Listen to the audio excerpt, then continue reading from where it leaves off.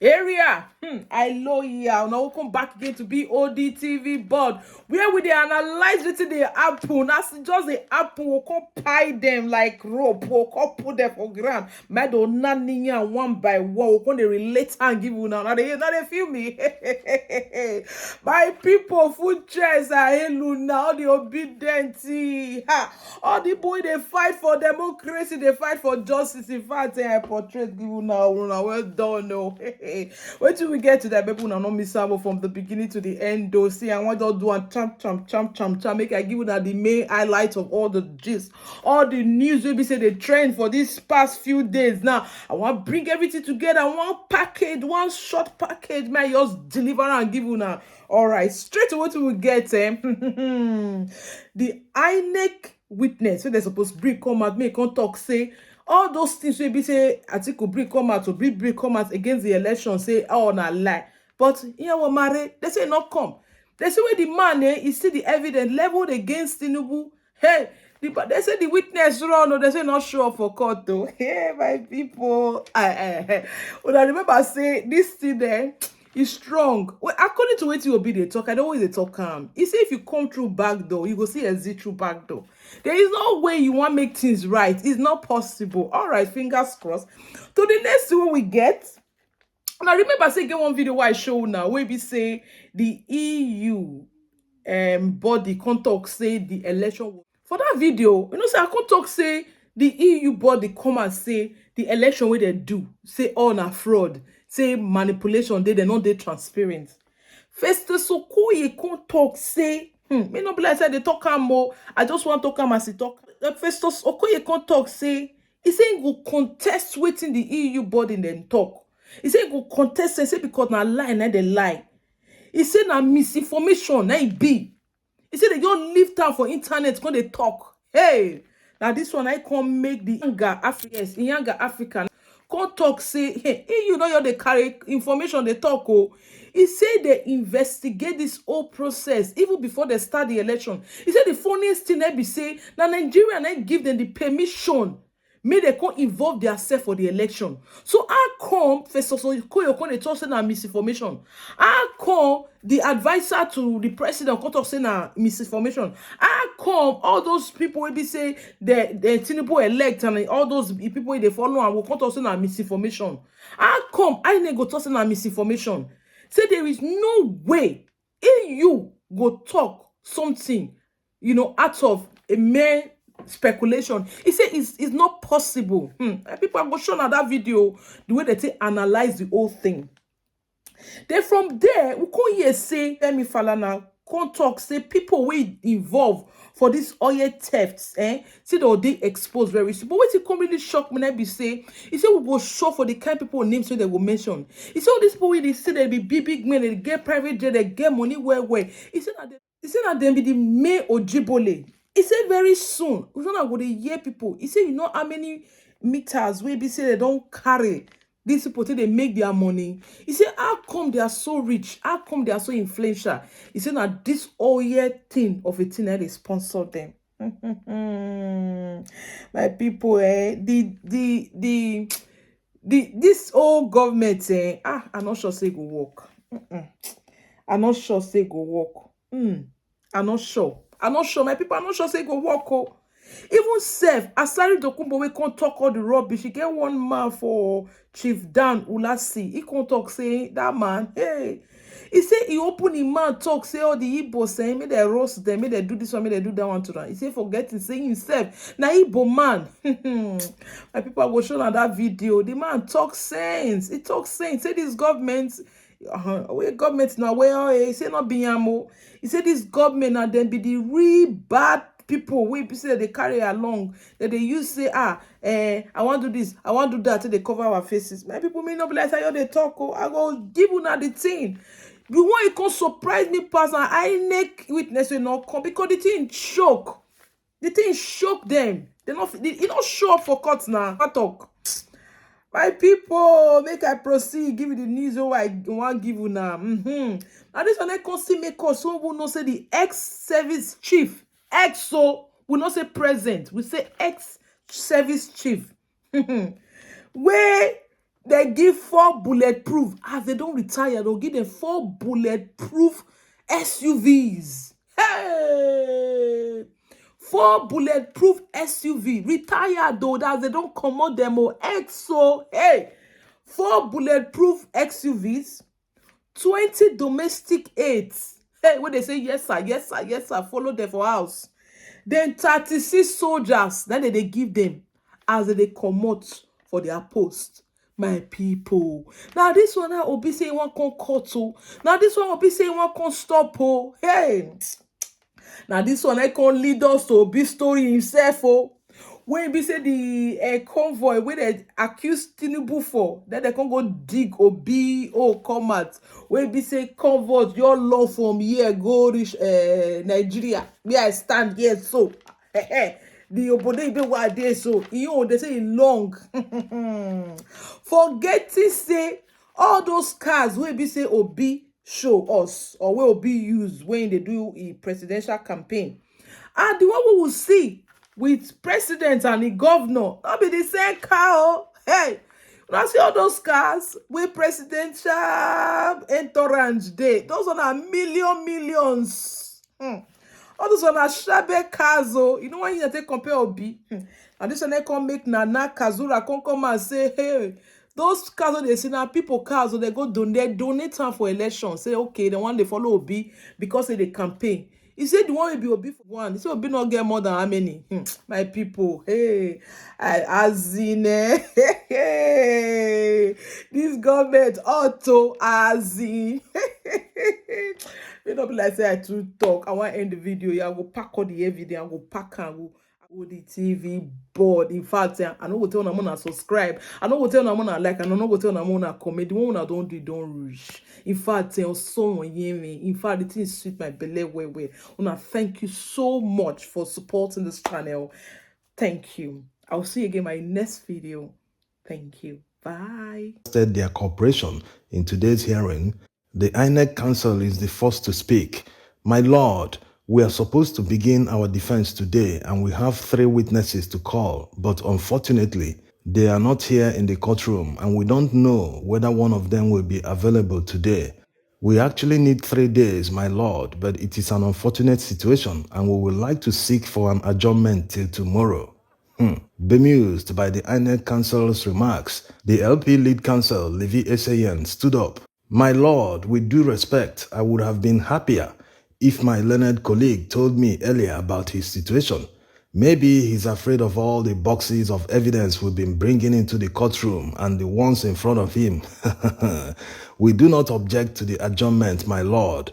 Tinubu and APC councils are in agreement. They do not oppose the adjournment. The presiding judge then adjourns the matter till tomorrow, and the court went on a break till 2 p.m. for the resumption of Atiku and PDP's petition, where Inec is also expected to begin their defense. What could be wrong with Inec and what could be going on with their legal team? After more than 1 week break, they are starting their defense this way. All this while, they couldn't organize witnesses and they are saying it's because of a domestic issue. Anyway, it's good that they told the court that they only need 3 days for their defense. So that will save time and bring the judgment day closer. While it took Inec more than 1 week to come to court and seek for an adjournment, as if the more than 1 week adjournment wasn't enough, some Nigerians took that 1 week to reflect on what is going on in our country, to reflect on the economy, to reflect on the political affairs going on in the country. We also took time to study the petitions of Atiku Abubakar and Peter Obi. In their petitions, none of them pleaded or mentioned anywhere that they will tender political party copies or police copies of Forms EC8As used in conduct of the election. And if they didn't plead it, it's already late at this stage of the trial. Unless that there's another way that they can tender them, maybe when they are cross-examining witnesses being called by the defendants, they can say, okay, you said this one happened here. Please, we want to tender this to prove that it didn't happen or that social scores happened here. That kind of thing. The same way Tinubu's counsel tendered some evidence when he was cross-examining Atiku's witness. If the Labour Party can't tender new documents, that means they are solely relying on INEC CTCs to prove they won the election. It's not impossible though, because the caliber of lawyers in the Labour Party's legal team is not in question. So how are they going to prove it while relying solely on INEC CTCs that they gave them to present in court? Remember that INEC did not supply all the documents that Labour Party demanded from them. So how exactly is Labour Party going to prove it? The secret lies in the Beavers report that INEC gave them. INEC provided Beavers report for 35 states. So how are they going to use the Beavers report to prove that they won the election? First of all, going by the electoral law and the Supreme Court judgment on Oyetola versus Adeleke, they will use the Beavers report to prove overvoting in many states across the country. And what will be the outcome after they prove overvoting? The outcome will be a reduction of the votes that Tinubu got. All the padded votes where they didn't even look at the number of registered voters or the number of accredited voters on election day. So all these votes will be exposed by the Beavers report. The federal government has rejected the European Union's final report on the 2023 general elections, denouncing it as a poorly done desk job. In a statement, the President's special advisor, Adele Alake, accuses the European Union of bias and unfounded claims. He argues that the elections, especially the presidential election won by Bola Tinubu of the All Progressives Congress, were credible, peaceful, and well organized. As far as we are concerned, we are going to present our report. We are going to make our submissions to the court. We are going to present what we know and what we did during the elections to the Presidential Election Petition Tribunal and all the other election petition tribunals, and then they will make a determination on going forward. But as far as the commission is concerned, there were so many positives to this election. There were also significant challenges and problems with the election. We are going to address those challenges and those problems. It's Yaga Africa and not Youth Initiative for Advocacy, Growth and Advancement. The EU observation report and the findings contained in that report, we have said consistently, they are valid and they resonate and they are consistent with the findings of civil society organizations as well as Yaga Africa's report. And so to that extent, we'd say that the contents of that report are indeed a reflection of the state of our electoral process. To your question on the reaction to the federal government's response to the report, I think there are four main things that are worthy of note. The first one is that the EU Election Observation Mission came to Nigeria on the invitation of the federal government. It is part of standard practice in this ecosystem of election observation that countries invite international observers to come observe the elections. And the observation of these elections is based on certain standards. And there are standards that are set in instruments and regional norms that Nigeria has ratified and domesticated. It's based on our Electoral Act and the Constitution. And so the EU Election Observation Mission didn't just deploy to Nigeria. It came on the invitation of the Nigerian government. The second critical thing worthy of note is that across the world, the EU Observation Mission is reputed as one of the leading international observation missions on elections because it's got standard comprehensive frameworks for assessing electoral integrity. And I think it's based on that since 2007 till date, the EU has been observing Nigeria's election, and some of the reports from the EU have become a reference point for reforms. If you look at the statement issued by the federal government, they reference the 2022 Electoral Act. And I think Nigerians need to know that that act that we celebrate had contributions from the EU. The EU deployed its technical expertise and its resources, supported the National Assembly, supported civil society organizations to galvanize citizens, including support to Inec. And the act that we celebrate today, had a contribution of the EU. From 2015 till date, the EU has contributed a lot of resources in advancing our electoral process.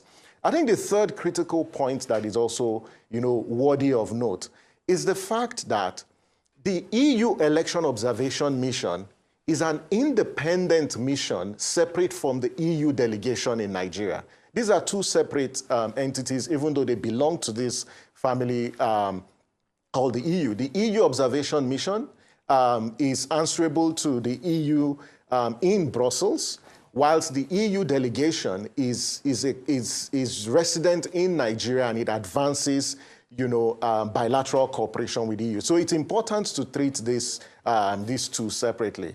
And so those are the issues. And I think that, the response from the federal government, to an extent, I felt taken aback for two reasons. One, I had expected that the rhetoric from the SGF, when the EU delegation met with when the EU observer mission met with the SGF, was that, yes, we will take these findings, we will take these recommendations, and we would solicit more support to enhance our process, and not the kind of statement that was issued. And I'm quite worried and disturbed with the statement, because there are certain, contents in that statement that gives me cause to worry. First, if you say this was the best elections conducted in our history, citizens don't agree with you. Civil society don't agree with you.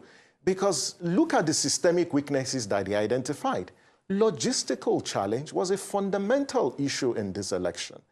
The issue about public confidence hurted by the issue related to the lack of transparency in the management of the results process. You look at different aspects of the elections, there are a lot of infractions. And so at this point, we should be true to ourselves to say, what can we do to improve the integrity of our process? But the 2023 election cannot be considered the best election in our history. And I don't agree with that submission, and a lot of Nigerians as well. I think the second and perhaps the last thing deals with where do we go from here? And for me, yes, this matter is sub judice, and there's a limit to which I can comment on this issue. But I think that the reports released by the EU delegation are a reflection of the state of our electoral process, and it calls for concern. And every Nigerian who is patriotic and desires advancement in our democratic process should look at this report, other reports released by observers, and marshal a way of reforms to our electoral process, because the report really reflects and resonates with our submission. Yaga Africa deployed over 4,000 observers. Other civil society organizations deployed countless of observers. And when the EU delegation, when the EU observer mission deploys its mission across the states, it also interacts. It also takes information. So when you say it's just a desk review, I think it's been unfair, to a key partner of Nigeria, and a partner who has contributed remarkably to the advancement of our democratic process. Our president! Yeah, intimidation. What really got a lot of social media users talking was the fact that Peter Obi had posted that tweet that we had up earlier, where he referred to President Bola Ahmed Tinubu as Mr. President, because as you know, there is a litigation in court at this point with the presidential tribunal where he's contesting the presidency. But a lot of people are saying, how come he deleted the tweet after he had posted him, referring him as Mr. President? Let me take Michael's tweet. I know, Rufai, you want to talk. Michael wrote, I'm surprised that Peter Obi deleted the entire Twitter thread where he criticized Tinubu's convoy. Is it because he acknowledged Tinubu as Mr. President, or because he was shown several videos of his long convoys during the campaign? Just so he rehearsed the thread. So two things. I don't know why he deleted the tweet. He'll have to come and say why he deleted the tweet. But as of today, let's not get things mixed up. Yeah. Bola Ahmed Tinubu is Mr. President. He's President of the Federal Republic of Nigeria. So I don't see, let's not be delusional. There are cases in courts. Until the court rules otherwise, as we speak today, Bola Ahmed Tinubu is President of the Federal Republic of Nigeria. Simple. Secondly, concerning the convoy, I think we mix up things because we want to be sensational. I have said for the Upton time, it was the convoy of other governors and other people that followed President Tinubu. We said that. I am not sure that President Tinubu had over 120 cars in the convoy. We have to say that. Yeah, we said that on the show. But this is also reflective of how much government officials squander money. Because even if you have a lot of government officials, the convoy should not be this much if you have all of them put together. We should be able to cut our coat according to our cloth. Thirdly, the direct comparison between a convoy during the campaign is just people not making good arguments. The argument fall on illogicality. Peter Obi then was still a candidate, was not president. If he is president and he brings up such a big convoy, I will be the first to condemn him. So, like you said, that Lagos Labour Party aide that came here, she was correct. It's like comparing apple and oranges. Yeah. They are candidates. They have not been sworn in. There's a huge difference. And this, you can see from the convoy, are other people following him too. Yeah. These are supporters. These are normal cast that they just decided to come en masse. Yes, but you know what? That's just it. Correct. But what we are saying is, please, government officials must cut down their costs. The flagrant use of convoy, and you know, of course, that Mr. Peter Obi also commented about it, you know, whether it is 110 or 134 vehicles in the convoy of the president. But you saw that Nigerians have also brought out the video of the convoy of Mr. Peter Obi himself during campaign, which was quite long. I'd like you to marry that with the clarification from the presidency that, hey... Oh, this is simple, Steve. This is that is just a simple walk in the park. You must always remember that during our campaigns, it was based on a lot of volunteerism. Yeah. There were so many people that supported the movement of the Labour Party and what Peter Obi himself represented. A lot of those convoys, I put it to you, that those convoys, a lot of them came through donations, people who couldn't be there physically, people who didn't put themselves front and center, but said, we are going to support what it is you stand for. We're going to support this campaign. And there's nowhere in the that I'm aware of that says one cannot accept donations from people. People donated their cars, their time, their energy, their homes. People donated their buildings that we should use as offices, and people donated their skill. Let's always remember. That's fine. That the Labour Party came from what was seen to be nothing. And we came, you know, to change the status quo. I like what Prof, who spoke before me, always said. I've said it a few times on several occasions that in Nigeria, what we have are strong men, and we need stronger institutions. So when you bring out, let's talk about the institutions and what they stand for. At what point in time are those who are in government? Like, for example, I know the military hasn't come to affirm or deny what the Punch newspaper put out, I think yesterday or day before yesterday, about the, you know, the severance package that some chiefs of staff will be getting. But these now speaks to how is it, what are we teaching ourselves, what are we showing, you know? Are we listening to the woman on the street selling akara who's finding it difficult to continue her means of business? Or is it that we just don't care at all? Those are the questions that we should be asking. Me, I've always been a question-asking person. And so I'm always going to ask the government, whether or not it is a government I supported, you know, during the campaigns, or whether, you know, we must always ask questions and put them on their toes. If you've listened to any of my interviews, we always said we would hold, since you brought up Peter Obi, I will speak to that, we would hold him accountable. Yeah. So this government should be ready. It's early days yet. Like you said, it's just about 30 days or 33 days. But very soon we will have the 100 days, and we will bring out, we'll come out with our questions, and hopefully this government would have been able to. All right. You have clarified that trending video of Peter Obi's convoy, where his supporters, and that there's nothing wrong with supporters, donating money or following Peter Obi. But what do you say to those that have, alleged that the convoy that followed or greeted President Bola Ahmed Tinubu were also his supporters? How would you know whether they were at the expense of, government funds? And also, Peter Obi had deleted a tweet recently where he, referred to President Bola Ahmed Tinubu as, Nigeria's president, while, commenting about his long convoy. He had urged Nigerian leaders to, sacrifice for a better Nigeria. People are asking, why is he always deleting his tweets? Those two questions, please. It's his Twitter handle, and he handles it by that's his prerogative. We are allowed to delete, we are allowed to post. I don't see anything wrong in deleting. And so it has nothing to do with the backlash that he received.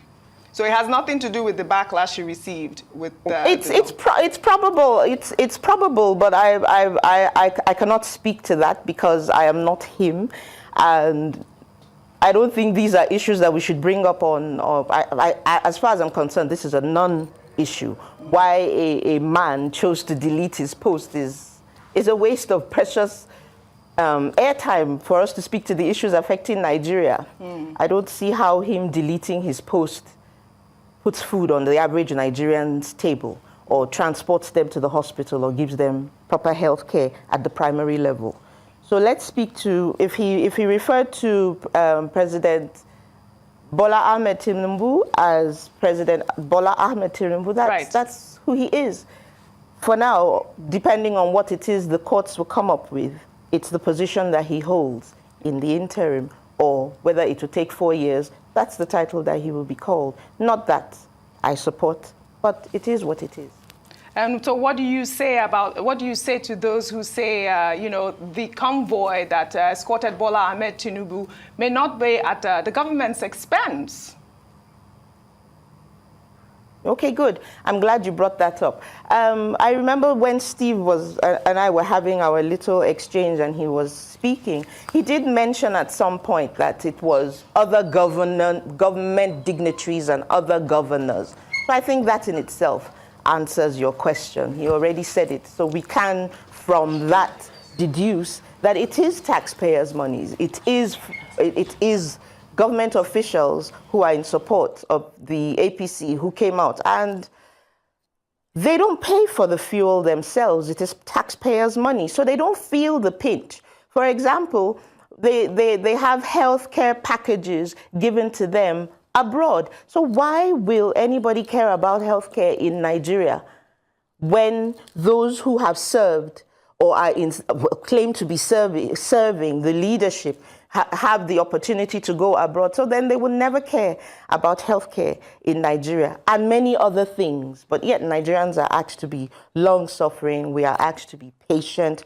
We are asked to be, and there's nothing wrong with Nigerians being patient and long-suffering. But it is time for Nigerians to begin to see governance being pared back in terms of how money is spent, in terms of how they live luxurious lives, and these are all the issues we've complained about since the time of yore. We're still complaining about them. But like I said, it's early days yet for this particular administration, and I wouldn't want to call it a regime because it would seem like that is what it is. But for this particular administration, like I said, the next 100 days, you will see Nigerians coming out. I think right now, like I said, again, we are gradualists. So we're just taking it piece by piece, bit by bit, and hoping that it will not be what it's coined as on the Twitter spaces. In his bid to run fast, he should not forget that he's there to administrate, to be a leader to the Nigerian people. So his bid to be fast should not be at the expense of the average Nigerian, of the average Nigerian who already finds it difficult to put food on the table, of the average Nigerian that doesn't have access to health care and to education and to all that the government is meant to provide. You know, in a way, when you look at it, and you know, subsidy removal keeps coming up, because when you look at it, it's almost as if the subsidy on fuel looks like it's the only thing Nigerians had that their government was giving them. And then all of a sudden, it's all taken away, it's stripped off in such a manner that the difficulties that are being faced, where I begin to wonder and I shudder to think what could possibly happen is knowing that those who are at the helm of affairs do not feel this pinch. There is the clear and present fear of a 77 trillion naira debt that we don't even know how we intend to begin to. You know, so we can't be too capitalist in everything that we're doing. We can't keep taxing people who barely have anything to give back. So these are the pertinent issues that in his bid to be Baba Go Fast, as you have called him, he should also remember that while you're moving fast, you're spilling dust on the onlookers. That's not how it should be run. Just like 4 bulletproof cars. Yes, this is where I'm going, Rufai. This is the conversation. We are talking, it's the optics that look bad. It's the optics that look bad. We're talking about cutting down the cost of governance. My first story that I don't know if the military has come out to, defend the report by Punch newspaper saying that, these ex-service chiefs will be getting, 36 soldiers, 20 domestic aids and all of that, and 4 bulletproof sport utility vehicles. So when you're looking at it, can you calculate how much is going to get you 1 bulletproof SUV? What kind of bulletproof SUV in the first place? As of today, the new Land Cruiser they are selling is over 100 million naira. Absolutely. Plus you add on the ammo and add on for bulletproof, it will take it to over 200 or 300 million naira. All right. So when you now have that, I iterate that by the numbers, then you see that how much, so are you going to spend billions on cars alone? In a country where people are suffering, they can hardly earn 3 square meals a day. Right. This is why we need to be able to cut costs everywhere, because the optics look bad for people. We haven't seen much. The only thing we saw last week was that the federal government approved the discontinuation of budgetary allocations to professional bodies and councils starting from the 2024 budget. There are at least 25 professional associations or councils in Nigeria that are funded by the federal government. Some of them, like the Advertising Practitioners Council of Nigeria, and under the Ministry of Health, the Nursing and Midwifery Council, the Pharmacists Council of Nigeria, and the Medical and Dental Council of Nigeria will all be affected. Ayo, this was a shocker for a lot of people at the time, because people are saying, these ministries, these professional bodies were funded by the federal government as well. But this is a step that we have seen so far. And it was a meeting between the Presidential Committee on Salaries. It was their 13th meeting, and they did that budget cut in the 2024. So Oji, whilst we praise this, these are still low-hanging fruits. We're waiting for the major ones. We're waiting for the major ones that will make an incredible dent or affect significantly cost of governance. That's what we're looking at. We're looking at the number of aides, salary structure, transparency of how aides are remunerated. We're looking at ESTER code paid out to government officials when they go abroad for conferences. We're looking at the number of personnel or aides that the president takes with him when he travels abroad for these conferences. They're important, but we believe that it can be leaner. So yes, it's important. In fact, one of our correspondents was interviewing one of these bodies, and they said they haven't received money from the federal government in a very long time. So it means that if run properly, they can self-fund. They then become more creative in looking for ways to fund the association. So through subscription monies, through going out and actually looking for money to run their events. So great one. But that's not what we're looking for. That's not enough for us in Nigeria. When we're looking at cutting the cost of governance, we're looking at the president's office. We're looking at the amount of money spent on overseas treatment. We're looking at the money spent on overseas education for their children. We're looking at largesse, monies that can be that can be saved. We're looking at the over-bloated civil service and looking at agencies that are duplicated and performing exactly the same function or complementary function. So good move, but still not good enough. If they're asking us all to sacrifice, and we see Nigerians sacrificing on a daily basis, let it start from the top. Well said, Ayo. Dr. Abati, your comments on all the stories. Okay, a number of issues. One, about the severance package or retirement package, as it is otherwise called. Look, it's statutory. Certain categories of officials in Nigeria, retired service chiefs, retired AIGs, DIGs, retired generals, you know, they are given certain benefits. First, there's severance package. Second, there's retirement package.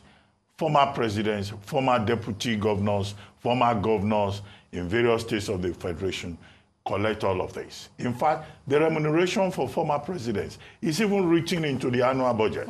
At a point, it was about 70 billion naira. I guess the whole idea for service chiefs, for retired generals and AIGs and DIGs and senior officers is the whole idea of making sure that, okay, they constitute a reserve army, you know, a reserve force that can be called back if there is any emergency in the country. But the problem we have in this regard is that we have not had such emergency that you see the reserve force being called into action in Nigeria. So the principle of it is one thing. But where the problem lies is the abuse. And this has been very controversial, particularly at the state level. When people protest that, look, how can a man be a governor for just 4 years and you say he will enjoy benefits for the rest of his life? If he is entitled to pension, pay him his normal pension. But if you look at the protests about these service chiefs, it's about the outrageous nature of what was reported in the papers.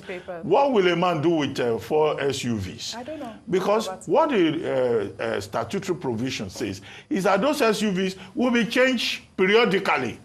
And then the man who has retired is entitled to medical care with his family once a year. Abroad. With children. Abroad. And then what will you do with 36 aides and cooks and all kinds of, you know, just living office and living like royalty? So Nigerians have every reason to feel outraged by that. But the principle is different from the abuse.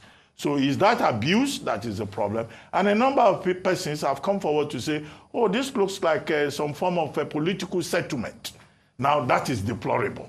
That is unacceptable if that is the case. But statutorily, there are many persons out there who will serve Nigeria for just 4 years, or who will be chief of staff of defense or whatever for just 2 years, and they will be collecting rent from Nigeria for the rest of their lives.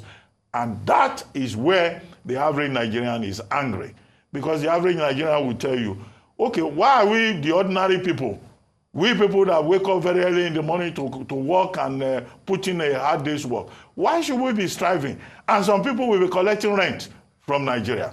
The other leg of it is cost of governance, which is about the implementation of the Onronsaye report, which we're told, okay, an attempt is being made now to cut subventions to professional bodies. Well, many of those professional bodies have said it is not true, that they don't collect any subvention. In case anybody has been writing that into the Nigerian budget that is another and collecting money on their behalf, that should be investigated immediately. So there have been objections from some of those professional bodies. Some of those professional bodies say they run their organizations through subscriptions by members, through levies on members. However, the other leg of it is that some people have said some of those professional bodies, like the Medical and Dental Council of Nigeria and some health-related agencies, you know, need to be funded by government, because those ones who cannot survive on subvention. But the thing is that if government's intention is to implement the Onronsaye report, then it has to be wholesale. The advocate of Nigeria believes that time is running out for the oil thieves, as he believes they will be exposed soon. Mr. Falana explained that big men are involved in the sabotage, and the Office of the National Security Advisor should make moves to implement early report on their activities. He was a guest on our political program, Politics Today. Our OPEC quota is 1.8 million barrels of crude oil per day. We are barely producing 1.2 million barrels. So 600,000 barrels are stolen daily. And this is unacceptable. No responsible government can say that oil theft cannot be combated. I'm aware that very soon the oil thieves are going to be exposed.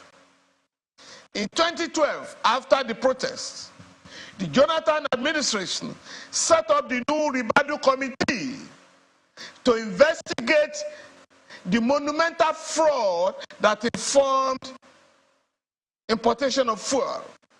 At the end of the investigation, that panel came up with a report that many of our terminals are not metered. I am aware that we have 36 terminals, only 20 are metered.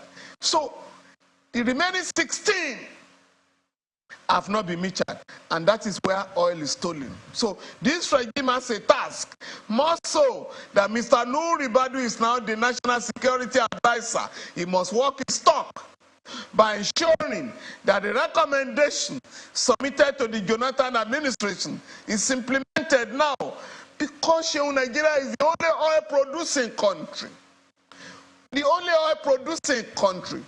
Talking of oil theft, talking of smuggling of petroleum products, talking of inability to fix refineries. And so this must end. Running down Igbos, he killed them, they were slaves, and he forgot that he was from Abia State. His grandparents were from Abia State, and they were sold into slavery. In 2020, if you watched another video where he was praising Biafra, that anybody who never believed in Biafra is not a patriot, each time he says such a thing, they give him contract. I hear now they are giving the security contract from Abuja to Kaduna, so that's probably what is out.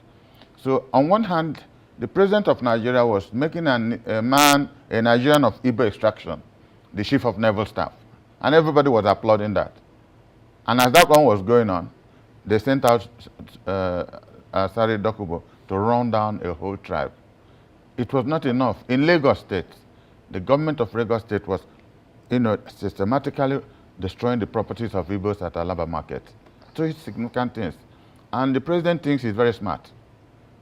Give us chief of naval staff as if that is the means of livelihood, but go on to destroy the integrity, the ultimate integrity of the Igbo man. There's nothing our people appreciate than our honor, the hard work we put to make this country a successful place, to make this country one. I doubt, with due humility, if any other tribe has made as much compromise in terms of human-to-human relationship that the Igbos have done. Look, check of all the presidents or governors in this country. Only Dr. Nnamdi Azikiwe, as president of this country, non-executive president of Nigeria. Do you know whom his ADC was? ADC is the closest security person to any top government official. Murtala Mohammed, Captain Murtala Mohammed was the ADC to Nnamdi Azikiwe. No other leader in this country. He would not only get a person from his ethnic group, if it's possible from his village. The Igbos have shown unsurpassed devotion to public duty. And we get this. A few years ago, the Oba of Lagos said, because Igbos in Lagos voted for a Yoruba man that was not of their own approval, that we should drown in the lagoon. And as of today, neither the Lagos state government, nor the now president of Nigeria, or Buhari's government had made a comment that a whole tribe should perish in the lagoon. And you're talking of unity, love. Where is it?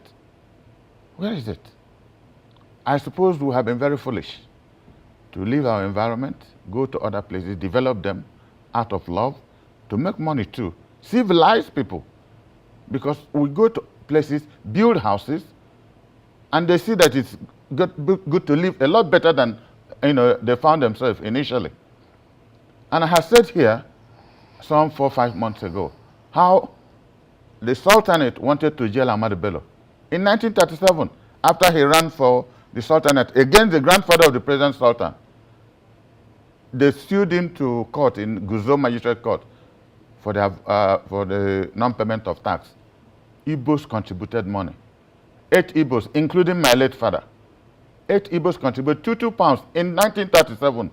Went to Lagos and got H.O. Davis, and some went to Onisha and brought Ebuna. And they came to Guzo Magistrate Court and make sure that Ahmadu Bello was discharged. That was how finally they made him Sardauna of Sokoto and entered into politics. That gave rise to the alliance between NCNC and NPC that lasted for more than half a century. Tell me, what else can Igbos do in this country to show love of country, to show love of fellow citizens? At each turn, we receive condemnation. It is even more, so painful that the person condemning us should die, they should kill us. It's an Igbo boy in the name of Asari Dokubo. And he does not see why Nnamdi Kanu should be released. So I find it very painful even to discuss the matter. But like I warned, or rather advised Buhari's government, and I advised Tinubu, because I know him one-on-one. When I was chairman of NRC, he was a senator. I met him severally. I will advise him in his own interest of this country, and for the love of this country, that they should release Nnamdi Kanu. Buhari said, let the legal process take its course. The legal process has taken its course. The Court of Appeal, second highest court in this land, has discharged him, and they are still holding him. I pray that nothing happens to that boy in prison, that he does not die in prison. If he does, they can call it an advice, they can call it a threat. The situation will not be the same in this country. I pray, and I hope Tinubu is smart enough not to be a Buhari. All right, just to take you back to what you said earlier, because it would not be right really to conclude that probably Asari has been sent by anyone, to say what he's saying, because investigation into the first time that video was made showed that it appeared on YouTube on the 1st of October 2022. So it only resurfaced again as a viral video after his visit to the villa, where he talked about how military are involved in, pipeline and oil theft in the country. So it may not be right to say someone sent him. And, that investigation shows that he was actually reacting to a statement, which he said some people made some statement about him, the Igbo people, people who are supporting the LP candidate at the time. What is significant, whether anybody sent him or not, he made that statement in the seat of government. The properties of the hybridization of how or what happened before he made it is no more important. If you look at where he was sitting down, he wasn't sitting in his private sitting room, or as I'm here on this table with AIT, he was sitting at the executive seat of the government of the Federal Republic of Nigeria with our coat of arms behind him. I couldn't be bothered whether it was President Tinubu or Buhari.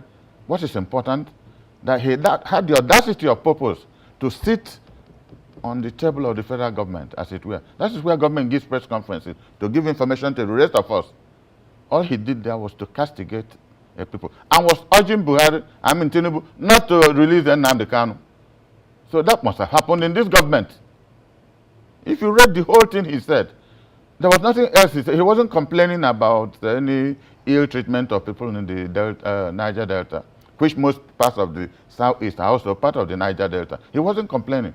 Systematically, he zeroed in on the Igbos, which was one of them, or which is still one of them, whether he liked it or not. So what could have led to such deep-seated, hatred for the Igbo people from the statements he's making?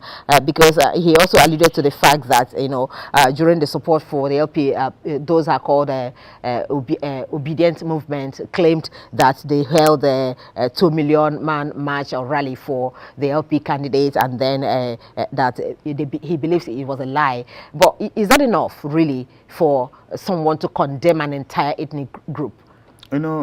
This is why, you remember, during my 30 minutes program on this platform, making my tribute for my good friend Raymond Dobesi, I said 32 years ago, when Raymond Dobesi came, was running for the presidency of this country, he came to Anambra. I was chairman of the National Republican Convention, and he said something.